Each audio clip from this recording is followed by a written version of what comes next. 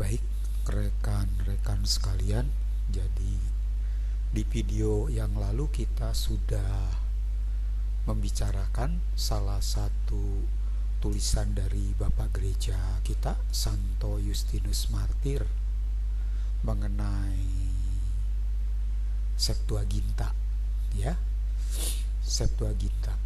Jadi yang di zaman beliau itu sebenarnya belum dikenal sebagai istilah Septuaginta, ya, tetapi lebih dikenal sebagai Hebdomekonta dalam bahasa Yunani.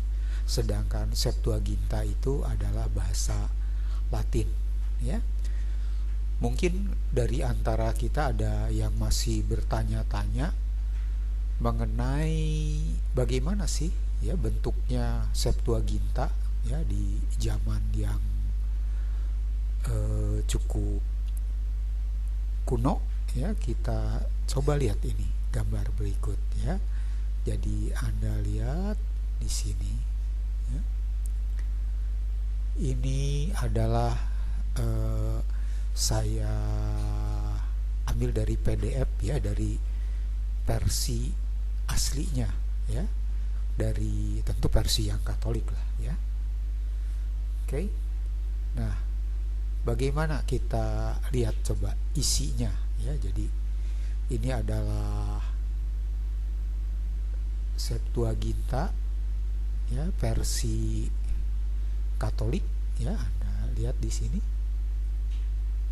according to the Vatican text, ya, translated into English. Ya, jadi ini gambarannya, halaman mukanya seperti ini, ya. Kemudian kita lihat, ya, isinya, ya, daftar isinya, karena itu penting buat kita. Nah, di sini, ya, mulai dari Genesis, ya, Genesis. Kemudian ini bahasa Yunaninya dan tulisan Yunaninya, ya, karena Septuaginta diambil dari bahasa Yunaninya. Dan berikutnya, ya, yang kita singgung kemarin di Santo Justinus Martir itu adalah kitab apa? Yesaya, ya, Yesaya. Nah, jadi kita perhatikan di sini nih. Ini ada yang Yesaya, bukan? Ya, Yesaya. Ya, jadi Anda lihat di sini Yesaya. Kemudian sampai terakhir di Maleaki. Ya, ini adalah daftar Septuaginta versi Katolik, ya. Tentu ini terbitan yang terkuno yang saya miliki. Oke, sekarang kita coba berlanjut, ya, ke Bapak Gereja yang berikutnya. Nah, mari kita lihat sekarang dari Irenaeus, ya, di dalam bukunya Adversus Heresis, buku yang ketiga, bab 21 pasal yang pertama, ya. Jadi di sini kalau Anda perhatikan, saya persembahkan kepada Anda yang suka pada teks-teks asli, ya, teks Yunani atau dalam bahasa Yunaninya. Di sini sengaja saya memperlihatkan ada yang digaris bawahi, ya. Di sini ada yang Parthenos, ya. Ini Parthenos, kemudian Meanis, ya. Kemudian ini yang dipertebal itu adalah dibacanya kan ini e, ya, jadi he, ya. Ini beta, ya, jadi heb, ya. Hebdo, ini m, me, ya, me konta, ini hebdomekonta, ya. Jadi saya tunjukkan ini bukan apa untuk membingungkan Anda, enggak, tapi berdasarkan, ya, apa yang kita sedang pelajari, yaitu menyebut di zamannya Irenaeus pun ya, yang digunakan adalah sebutannya adalah masih Hebdomekonta, ya. Nah, kalau tulisan Yunani ini diterjemahkan ke dalam bahasa Indonesia yang lumayan setia ya terhadap teks di atas, itu berarti begini. Ya, Irenaeus menulis, tetapi seseorang akan berkata, bagaimana mungkin sang nabi mengatakan, lihatlah perawan, ya, ini nih, lihatlah perawan itu akan mengandung, ya. Jadi perawan itu akan mengandung, dan ini Parthenos, ya, akan mengandung. Ya, jadi sekali lagi Santo Irenaeus, ya, menulis, tetapi seseorang akan berkata, bagaimana mungkin sang nabi mengatakan, lihatlah perawan itu akan mengandung. Nah, perawannya ini katanya adalah Parthenos, ya. Bukankah dalam bahasa Ibrani tertulis perempuan muda atau neanis? Ya. Karena di saat itu rupanya sudah ada terbitan Yunani yang lain, ya, selain yang Hebdomekonta tadi, ya, yaitu yang menerjemahkan kata aslinya dalam bahasa Ibrani Ha'almah bukan dengan Parthenos, tapi oleh mereka diterjemahkan sebagai neanis, ya. Jadi kata perempuan muda itu bahasa Yunaninya neanis. Ini dianggap sebagai terjemahan dari kata Ha'almah. Itu terjemahan yang bukan dari Hebdomekonta, tapi itu terjemahan dari bahasa Ibrani ke Yunani, ya. Jadi menerjemahkan Ha'almahnya menjadi neanis, bukan perawan atau Parthenos, ya. Jadi ternyata ada dua versi, ya. Sebenarnya ada beberapa versi, ya kan, tetapi yang di sini dibahas rupanya sama Irenaeus adalah dua, ya. Jadi ada yang menerjemahkan Ha'almah itu menjadi Parthenos, dan ada yang menerjemahkan itu sebagai neanis. Nah, tapi perhatikan ini penjelasan berikutnya dari Irenaeus. Namun karena ke-70 penerjemah, yaitu ini ya yang saya tebalkan di bahasanya Hebdomekonta, artinya karena ke-70 penerjemah, artinya penerjemah orang Yahudi yang lebih lama, yaitu yang adalah dijelaskan oleh Irenaeus, ya, yang adalah orang-orang Yahudi dan yang menguasai bahasa itu secara tepat, ya. Jadi di zaman dulu kan kita tahu, ya, sekitar 282an sebelum Masehi, ya, mereka menuliskan, ya, menerjemahkan Ha'almah itu sebagai Parthenos, ya. Tentu di zamannya Irenaeus ada yang menerjemahkan itu sebagai neanis, ya. Maka, ya, Irenaeus menyimpulkan demikian, ya. Namun karena ke-70 penerjemah, artinya yang Hebdomekonta itu, ya, yang adalah orang-orang Yahudi dan menguasai bahasa itu secara tepat, mengatakan perawan, ya, perawan artinya menerjemahkan itu Ha'almah sebagai Parthenos dan bukan perempuan muda atau neanis yang di zamannya Irenaeus, ya. Dikatakan oleh Irenaeus mereka menerjemahkannya dalam roh, ya. Jadi Irenaeus meyakini, mengimani, ya, itu menerjemahkannya, jadi mereka itu menerjemahkannya di dalam roh, ya. Artinya dia rohnya adalah huruf besar, ya. Artinya itu adalah diilhami oleh Roh Kudus, ya, bukan menurut pandangan manusia. Itu kata Irenaeus. Sebab Allah dalam perjanjian lama telah menyatakan melalui para nabi tentang kelahiran anaknya dari seorang perawan. Nah, teman-teman, kita ingat ya apa yang disinggung di sini sebagai hebdomekonta. Ini sebenarnya kutipannya adalah dari Yesaya 7:14. Ya. Jadi Yesaya 7:14 kalau dalam perjanjian lama, kalau bagi orang yang berpandangan ya bahwa yang ditulis itu di tahun 282 itu hanya Pentateuch ya, jelas ya di kita yang minggu lalu kita sudah bahas dari Justinus Martyrs itu menunjukkan apa? Ya. Yesaya juga dikatakan diterjemahkan oleh ke-70 penerjemah itu atau hebdomekonta ini, ditambah oleh Irenaeus ya yang mengatakan demikian juga. Ya. Jadi dengan demikian Anda lihat tentu yang namanya Yesaya itu kan lebih ya, karena kita para nabi-nabi ya kan, nabi-nabi, jadi lebih dari Pentateuch ya.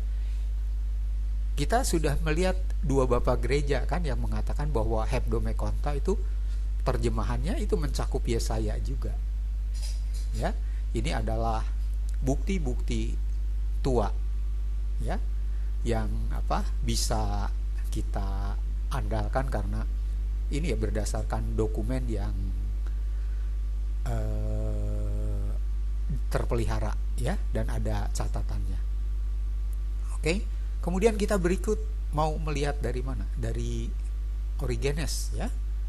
Dari Origenes kita lihat dari Origenes dalam bukunya Contra Celsum, buku pertama bab ke-39 ya. Jadi kembali di sini kita lihat ya, ada kata Parthenosnya ya, ada kata Parthenosnya, ada Neanis, ada hebdomekonta ya. Jadi ini saya garis bawahi ya, ini Neanis ya, Parthenos, hebdomekonta, supaya kita bersama melihat di dalam bahasa aslinya memang ya itu tertulis di zaman Origenes pun masih ya menuliskan dalam bahasa Yunani sebagai hebdomekonta ya. Nah, kita lihat ya kalau dalam bahasa Indonesianya apa yang dikatakan Origenes dalam Contra Celsum ini. Kembali dia menyinggung soal Yesaya juga ya.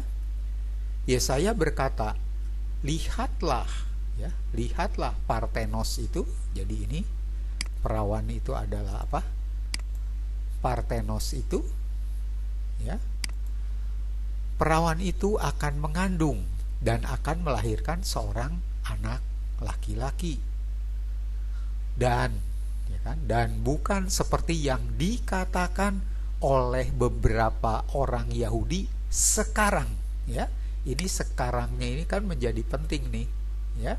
Jadi di zaman Origenes ya, itu udah ada pendapat lagi ya, seperti yang disinggung oleh Irenaeus tadi, bahwa di situ tidak tertulis perawan melainkan perempuan muda. Yang dimaksud ini perempuan mudanya apa ini? Yang biru ini ya, Neanis. Jadi ada yang menerjemahkannya sebagai Neanis, perempuan muda.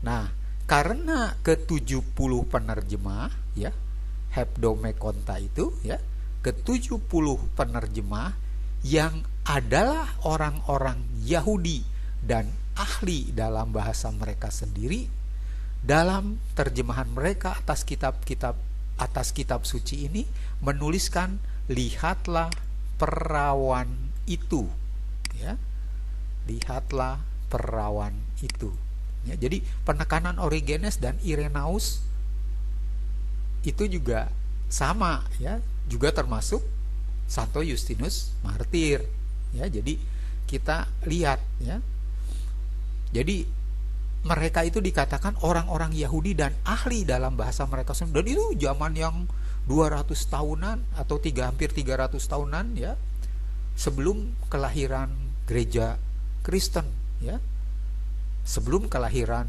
Yesus Kristus ya. Dan di sini Origenes menegaskan, dan mereka tidak akan menuliskan demikian, artinya si ke-70 penerjemah itu, jika mereka tidak mengetahui bahwa kata almah dalam bahasa Ibrani yang dikuduskan oleh roh berarti perawan. Nah, ya, jadi kita lihat di zaman dahulu aja ya, Origenes itu sekitar abad 3-4 ya, 3 dan 4. Jadi mereka inilah juga yang menjadi pendahulunya Santo Hieronymus dan Agustinus ya. Jadi mereka sempat Santo Hieronymus itu menjadi pengikutnya Origenes juga. Ya, yang belajar dari Origenes ya, termasuk Rupinus juga yang akhirnya dengan Santo Hieronymus itu berbeda pendapat ya, tentu dalam urusannya dengan Origenes ini. Kalau Anda mau tahu, belajar sendiri ya mengenai itu, silahkan pelajari. Nah, dari dua bapak gereja yang baru kita dengarkan, yaitu dari Irenaeus ya dalam Ad Versus Heresis, kemudian dari Origenes dalam Contra Celsium, itu terlihat ya, yang dibahas masih kita nunjukin kan yang kitab Yesaya. Kenapa ini juga penting ya, karena yang ternyata disebut sebagai Hebdomekota ini sudah termasuk dengan kitab Yesayanya, tidak hanya Pentateuchnya itu ya. Jadi tujuan informasi ini juga untuk memberikan bekal kepada teman-teman ya, dan kita semua yang berada dalam gereja apostolik ya, yang satu kudus, katolik dan apostolik itu kan, bahwa gereja itu memiliki catatan-catatan dan dokumen-dokumen seperti ini ya. Jadi kalau Anda misalnya mau melihat, silahkan cari tentu dari sumber-sumber Katolik dan Ortodoks ya yang terpercaya. Ya, jadi Anda akan melihat bahwa teks-teks yang seperti ini tuh ada ya. Jadi tulisannya di zaman-zaman itu masih tulisan yang berupa Hebdomekota ya. Septuaginta kan setelah kita juga sudah menyinggung ya dalam video yang lain ya. Kemudian sudah ada juga yang menulisnya sebagai Septuaginta dalam bahasa Latin ya, karena Hebdomekota ini bahasa Yunani ya. Yang Septuaginta itu dalam bahasa Latin yang dipopulerkan ya, bukan penemu nih ya, yang dipopulerkan oleh Santo Agustinus ya, karena kanon ya, konsili mengenai penetapan daftar kitab suci ya yang diakui oleh gereja itu dicetuskan ya, baru setelah itu dikenal lebih umum sebagai Septuaginta ya. Dan sebenarnya yang merumuskan dan atau menggunakan kata Septuagintanya itu sebagai kata benda ya, jadi bukan seperti ini Hebdomekota ya dalam pengertian semacam kata kerja ya, atau belum jadi sebuah kata benda lah yang populer. Itu memang jasanya Santo Hieronymus ya, dan beberapa bapak gereja yang sebelumnya yang sudah saya buat dalam video yang lain itu pernah menyebut juga seperti, tapi waktu itu belum populer. Jadi jelasnya istilah Septuaginta itu sebenarnya dikenal luas itu setelah abad keempat. Jadi kalau pada saat Agustinus ya menyatakan Septuaginta, itu tentu Septuaginta yang sudah lengkap dan termasuk dengan dengan Deuterokanonikanya ya, dengan kanon keduanya gitu loh. Kenapa disebut kanon kedua? Jadi Anda lihat ya bahwa kanon pertama inilah yang tadi didaftar itu ya oleh penulis ke-70 penerjemah itu ya yang dituliskan. Karena di tahun 282-an itu kan belum ada kitab Makabe dan segala macam, karena peristiwa Makabenya itu sekitar tahun 167 sebelum Masehi. Ya, jadi di saat itu belum, makanya disebut Deuterokanonika kan, kanon yang kedua. Ya, di sini teman-teman akan lebih memahami, ya, lebih tahu bahwa bukti-bukti ini, ya, artinya menunjukkan bahwa Septuagint tidak hanya sekedar Pentateuch saja yang 5, ya, dari kitab 5 Kejadian, Keluaran dan seterusnya, ya, sampai Imamat, Ulangan, ya, dan seterusnya yang terdiri dari 5 buku saja, ya. Bukan hanya itu, tapi kenapa ini walaupun hanya mengulas soal Yesaya, berarti di sini Yesaya, ya, di zaman itu sudah dikatakan sebagai hebdomekonta, sudah tertulis di situ, ya, bahwa kadang ada akademisi lain di luar gereja kita yang menyatakan seperti itu, ya, ya, itu pendapat mereka, ya, tetapi tentu saja kita memiliki data-data sendiri yang bisa kita tunjukkan kepada mereka bahwa sesungguhnya itu sudah tertulis, ya. Jadi ini dikatakan ke-70 penerjemah. Jadi kita sudah berbicara tentang Justinus Martir, ya, kemudian tentang Irenaeus, tentang Origenes, ya. Supaya tidak terlalu panjang, kita cukupkan dengan 3 bapak gereja ini dulu, ya. Mungkin kedepannya kita akan baca dari ada Rupinus, ya, kemudian ada Origenes, ya, tulisan-tulisan lain, ada Eusebius, ya kan, ada Hieronymus, ya, kemudian ada Agustinus sendiri, ya. Terus kita lihat bukti-bukti bahasa Yunani-nya Justinus Martir, ya, atau menyebutnya sebagai hebdomekonta atau ke-70 penerjemah, ya, dan seterusnya. Kita masih punya data yang banyak, ya, teman-teman. Jadi kali ini kita cukup bahas 2 ini aja, ya, supaya tidak terlalu panjang videonya. Terima kasih atas perhatiannya.